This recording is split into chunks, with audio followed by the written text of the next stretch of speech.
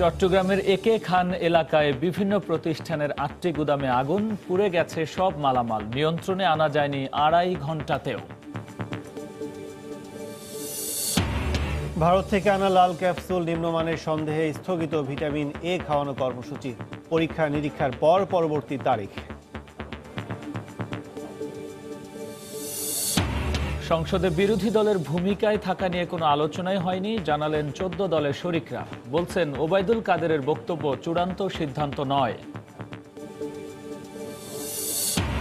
ঐক্যফ্রন্টের ঐক্য বেশি দিন টিকবে না, মন্তব্য আওয়ামী লীগ নেতাদের। ঘুরে দাঁড়াতে হলে দল পুনর্গঠনের বিকল্প নেই, বলছেন বিএনপি নেতারা। এবং বন্ধ হওয়ার পথে ঢাকা বরিশাল নৌপথের মিয়ারচর রুট ড্রেজিং প্রকল্পে দুর্নীতির অভিযোগ। নদী খননের পরও কাঁঠালবাড়ি শিমুলিয়া ও পাটুরিয়া দৌলতদিয়ায় নাব্য সংকট।